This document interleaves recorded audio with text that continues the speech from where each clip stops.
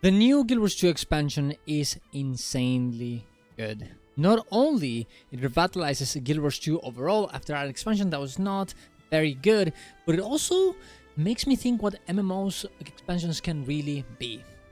Subscribe to the channel for more content like this. Go to my Ko-Fi if you want to support me, and let's get into it. Now, to be fair, this is mainly the first impressions of this expansion. It's only been 1 day. I haven't finished the story. I've not finished the entire game, the entire expansion. But oh my god, this map, the first map, is beautiful. The second one as well, but oh my god, it's just full of life, full of events. You can see these, little bears, that kind of Nordic bears that live in this forest, trying to survive and fight against the honestly pretty harsh conditions, while at the same time having a very, very beautiful place where they can just hang out. You can cook with them, you can spar with them, you can do so many stuff. And also, it's full of secrets. This entire map is just filled with multiple things to do. For example, there's this little event here. Oh, I'm just gonna show you there right now. This is a random event that appears here, and of course it's gonna give you currency for the map. It's gonna give you achievements, mastery points to unlock certain things, like things for your new housing system, for a new war clan mount that makes you look at this. Look at this mount. You can just go and just a little cat that flies in the air. It's crazy. And of course, this is unlockable by doing this kind of events, getting mastery points, and of course getting experience from this kind of stuff. And of course, look at this map, look at this event. It's just a random event that is coming here. You have to grab these little frogs and do a little jumping puzzle in order to go through and get it to the NPC.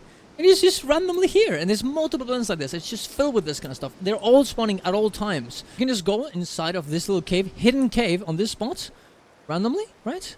And then instantly at the end of this little cave, you're not gonna believe what is behind here. There's a big queen bee that you have to fight, and of course a jumping puzzle that unlocks a huge a huge chest that these bees are guarding, right? It's absolutely so cool. There's another bee event as well on this spot right here. It's just everything on this expansion is like this. Is absolutely insane. Look at this adventure guide. You become a literal salmon, and you have to do a race as a salmon. This is insane, okay? This is what it is. This is a video game. Doing this kind of dumbass stuff because it's fun, because it's interesting, because it has a little bit of to do with the actual roleplay of the map, of the Nordic, this kind of zone, right? With the Kodan fishing the salmon, and now you're becoming the salmon to go around and doing this race. It's so stupid. It just works, and it just look at what the fuck. This is what video games are. Not to do with something insanely serious. Not to do oh my god. Not to take it too seriously. Just have fun with it. And I don't know. This is the kind of stuff. This is the amount of detail and love that developers put in that goes into the fans of the franchise. Right. This is what makes me want to play this game, invest my time in it, and also spend money on it. I know the developers cared about enough to do stuff. Look, you can press club. Build this club. It is so cute. I'm so happy. The story is actually pretty interesting as well. It kind of goes a little bit slow at the start, I think, but overall it ends up being pretty nice. Now, of course, the first map is very, very chill. It's very, very nice. You're just exploring and helping those little bear people, the Kodans, to live their lives. And the second map is way more dark. You can see that here. There's these titans that are destroying the world. Kind of a spoiler, but not really. You're trying to help stop them and everything. And it's just the music here is way more eerie, right? The events here are way more serious, and it's just full of mists. It's kind of scary place, kind of like The Witcher. I think it's a very good way to describe it. This map, and maybe the first map, maybe like Grizzly Hills from World of Warcraft, right? And also in this map, there's gonna be a huge event with two bosses, one that spawns on this spot right here, and one that spawns on this spot right here. That is very honestly pretty difficult. You need 50 people per, 40 people per boss, and all of them need to kill both of the bosses together, otherwise it will fail, and they arrive each other, and you can see it right here. It's actually a very interesting boss. I actually was doing it beforehand. on stream. We cleared we got the world's first, of course, as well. Well, I'm pretty sure because it was actually pretty difficult, and unless some random pug did it without us, which would be insanely insane that they actually did, considering the fact that we had a very good amount of organization, good amounts of damage, and we barely made it. Yeah, it would be. Yeah, I think we probably got the world's first. I think it's most likely.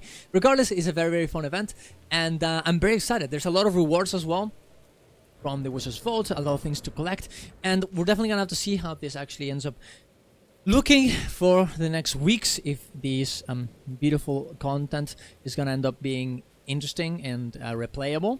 I think it will, but we'll definitely have to see. But yeah, I mean, we're gonna have to wait and see. But there's gonna be new, of course, patches as well. There's gonna be a raid coming, new 50-man events as well.